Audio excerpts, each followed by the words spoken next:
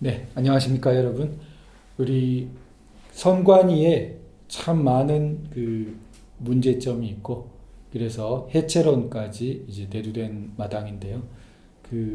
여러 가지 측면이 있지만, 제가 2회 혹은 3회에 걸쳐서 지금 집중적으로 말씀드리고자 하는 부분은 선관위가 선거무효 소송에서 보인 태도, 그러니까 재판과 관련해서 보인 태도, 그 부분에 제가 좀 집중해서 말씀을 드려보겠습니다. 그렇게 말씀드리다 보면 다른 문제로 조금 이렇게 번져갈 수도 있는데, 우선은 큰 줄기는 선거 소송에서 보여준 선관위의 태도의 문제점, 그 부분에 대해서 한번 살펴보겠습니다.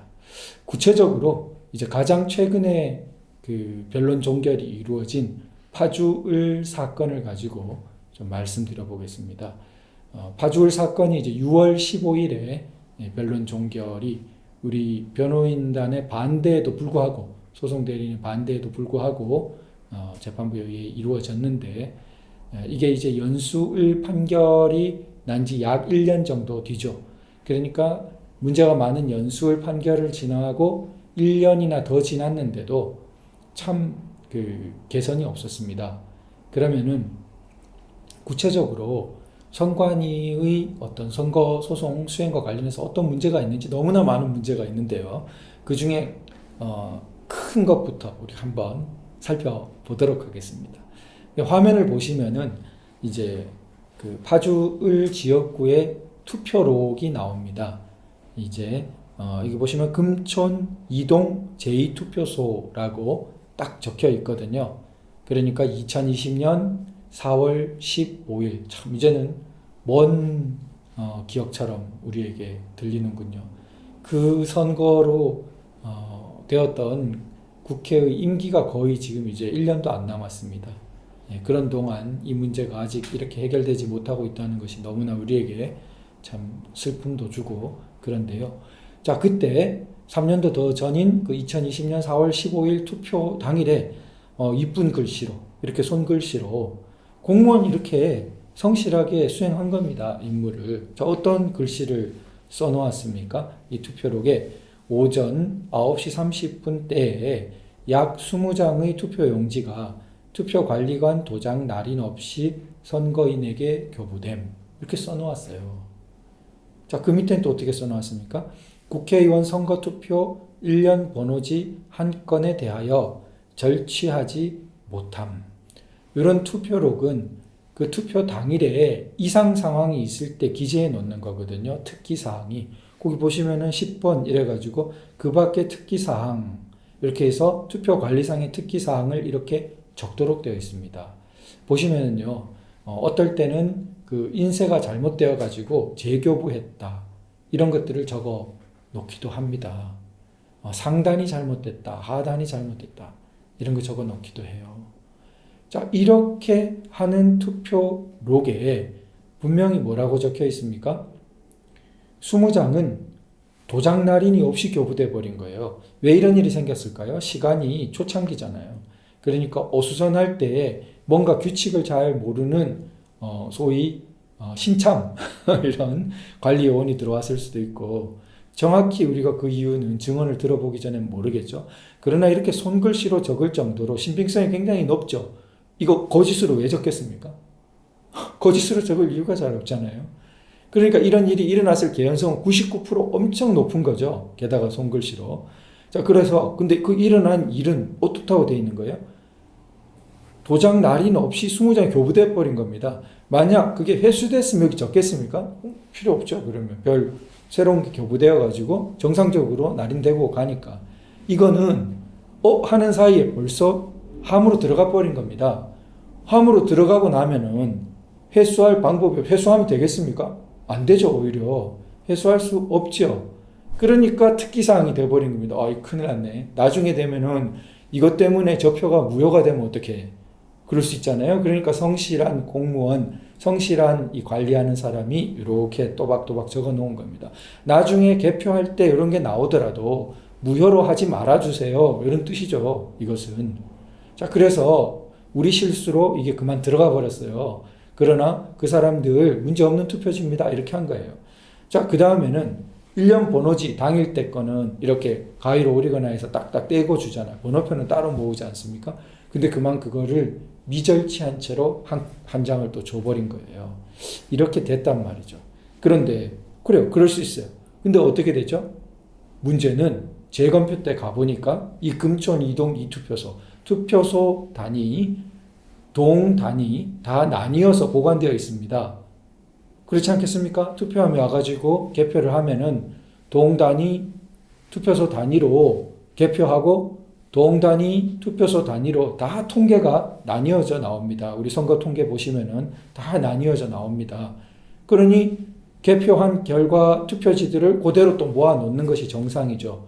그러면 재검표장에 그 투표소 겁니다 하고 이제 재검표를 했지 않겠습니까? 그런데 맙소사 재검표를 해보니까 어떻게 됐어요? 이런 게 없어요. 이게 얼마나 심각한 건지가 조금 시간이 지나서야 깨달아진 겁니다. 그때 당시는 하도 이상한 게 많으니까 정신이 너무 없어요. 너무 이상한 게 많이 드러나니까. 그런데 이 문제가 이상한 것 중에서도 정말 큰 문제구나 하고 조금 지나자 이제 알아차릴 수 있었고, 당시에도 이건 기록해 놔야 된다면서 이 재검표 때 이 동에 금촌 이동 이 투표소에 이런 이상 투표지가 안 나왔다고 검증 조서에 기록을 해 놓은 겁니다. 그때도 그 정신이 있었던 거예요. 그러면은 이걸 앞뒤를 맞춰보세요. 분명히 이런 투표지들이 투표함에 들어갔는데, 그러면은 그 진정성 있는 그 진짜인 투표지를 재검표에 그대로 들고 왔다면은 안 나오면 되겠습니까? 말이 안 되죠. 그거는. 그 어디로 하늘로 올라갑니까? 땅으로 꺼집니까? 나올 수밖에 없는 거 아닙니까? 근데 안 나왔다고요. 재검표 때. 이게 얼마나 심각한 거예요. 그러면 이 금촌 이동 이투표소라는 거는 적어도 재검표장에 나왔던 금촌 이동 이투표소 투표지라는 건 이거 진짜야? 가짜야. 이렇게 될 수밖에 없는 일 아닙니까? 근데 조금 더 가보면요. 금촌 3동 6투표구 투표지는 날인 누락된 투표지가 10장 보인다라고 검증조서에 이렇게 기록이 돼 있어요. 그러니까 10장만 이런 게 나와도 다 발견되는 겁니다. 재검표장이. 왜 발견이 안 되겠습니까? 한 장씩 이렇게 보는데. 그 다음에 월롱면 이투표구 사진도 있죠? 3장이 1년 번호 절취 없이 이렇게 나왔다 라고 재검표장에 나와서 검증조서에 오히려 딴 지역 거는 이렇게 떡하니 기록이 돼 있어요. 못 찾는 게 아니라는 거예요. 근데 왜 그건 없어요? 금촌 이동이 투표소 그건 왜 없습니까? 그러니까 이게 보통 문제가 아니죠. 그런데 그것을 증명할 수 있는, 다시 검증해 볼 수 있는 참 당신은 절묘한 장치가 있어요.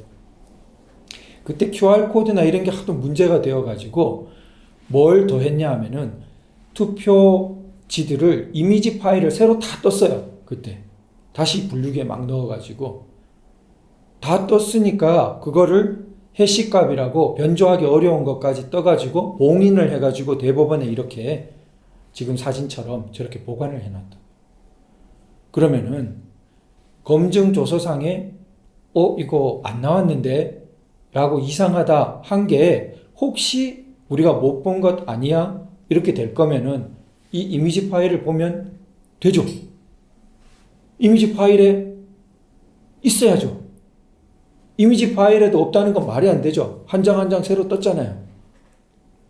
그러면은 지금 이미지 파일을 검증해 보면 중요한 문제에 대해서 우리가 진실을 알 수 있겠죠.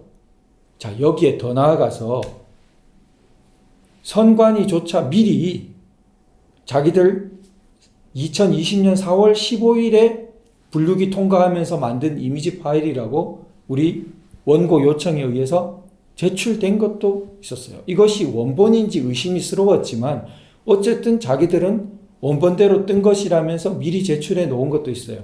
헷갈리시면 안 되는 게 피고 선관위가 지금 제출해 놓은 거는 2020년 4월 15일 때 떴다는 거.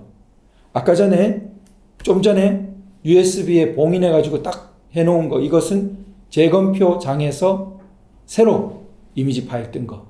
이 두 개는 원래는 내용이 똑같아야 돼요. 하나도 다르면 안 돼요. 그죠? 2020년 4월 15일 때 만든 이미지나 재검표장에서 만든 이미지나 완전히 똑같아야죠. 똑같고 뭐 틀린 순서는 다를 수 있을지 모르지만 뭐 이상 투표지나 이런 모양에 대해서는 똑같아야죠. 뿐만 아니라 처음에 이렇게 기록된 것처럼 금촌 이동 이투표소에 대해서는 2020년 4월 15일 선관위가 제출한 것 속에도 이렇게 20장 날인 누락, 한 장은 미절치 있어야 되고, 그 다음에 재검표장에서 뜬 이미지 US 파일 속에도 이렇게 20장은 도장 없이 한 장은 미절치로 있어야 되죠. 그러면은 그 두 개 그렇게 있느냐를 맞춰보면 이 사건 의문점에 대해서는 거의 우리가 마치 친자검사 DNA 검사를 하듯이 거의 99.99% 진실을 밝힐 수 있는 장치가 우리한테 마련되어 있는 거죠. 기초적으로는 요 손글씨 쓴 분한테 그때 상황을 한번 물어보고, 근데 이런 거 다 하자 했단 말이에요. 1년간. 그런데 피고 선관위가 죽어라고 이것을 동의하지 않는 것입니다. 검증 절차 자체를 협조를 전혀 하지 않는 거예요. 자, 이게 제가 지금 말씀드리는 피고 선관위 태도의 문제라는 겁니다. 자, 피고 선관위는 어떤 조직입니까? 비록 우리가 소송상에서 원고 피고로 서 있지만 선관위라는 것은 우리가 지금 민사소송 네 땅이냐 내 땅이냐 돈 얼마 주는 게 맞냐 따지는 지금 원고 피고가 아니지 않습니까? 선관위는 이 나라 선거 공정성과 관리 전체를 책임지고 있는 공적인 임무를 띠는 공익적인 기관이고, 원고는 이상한 일들이 발생해서 우리는 그 의문을 풀려고 부당한 거 아니냐고 문제를 제기한 국민이에요. 그러면은 피고 선관위가 지금 보다시피 상식적인 사람이면은 너무나 큰 의문을 가지게 된 이런 상황이 보이면은 어떤 태도를 취해야 됩니까? 자기도 이 의문을 풀기 위해서 자기가 할 수 있는 한 성의를 보이고 협조를 해야 되죠. 그게 제 말씀입니다. 그게 아니라 마치 네 땅 내 땅 다투는 것처럼 요거 어떻게 하면은 원고를 살살 골려가면서 어떻게 하면 이 소송을 이길까? 지금 그런 민사소송의 대립 당사자가 아니라는 거죠. 민사소송도 적당한 정도가 있는 법인데, 이거는 심지어 선관위는 이 정도 의문이 생기면은 야 이거 이상하네. 그러면은 우리가 오히려 이때 누가 이 손글씨 적은 거지? 또 그때 같이 본 공무원은 누구지? 자기가 알아보고, 그 다음 법원에 냈던 그 파일 4월 15일 날 했던 파일, 이건 자기들한테 사본이 있단 말이에요. 있어야 되겠죠. 그러면은 그 사본을 자기들이 미리 한번 찾아보기도 하고, 야 이거 어떻게 된 거지?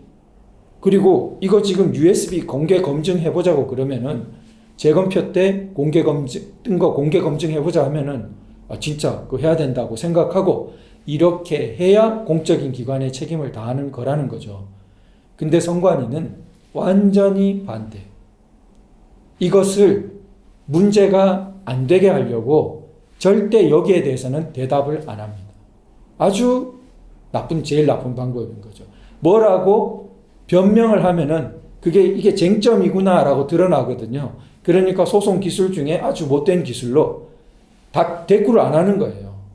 그러니까 그 문제가 없는 것처럼 문제 자체가 제기가 안 되게 살짝 기술을 부리는 거죠. 원고는 계속 문제를 제기하는데 아무런 답변도 거기에 대해서는 안 하기 때문에 엉뚱한 말만, 딴 쟁점만 자꾸 이야기하기 때문에 부각이 안 되는 거예요. 재판부는 물론 문제가 있죠. 재판부가 그렇다고 그걸 못 알아보겠습니까?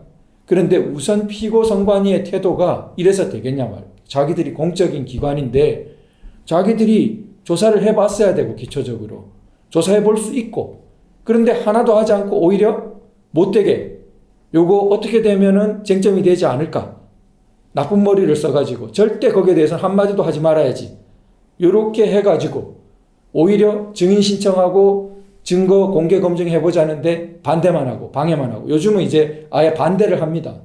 아 필요 없다 이런 식으로. 말이 안 되죠. 필요가 없긴 왜 없습니까 이게. 자, 그런 것이 선관위의 공적인 책무와 어긋난다는 것이 우선 제가 첫 번째 제기하는 문제점입니다. 우리 다음 시간에 다시 한번 다른 또 문제점에 대해서 한번 살펴보도록 하겠습니다. 감사합니다.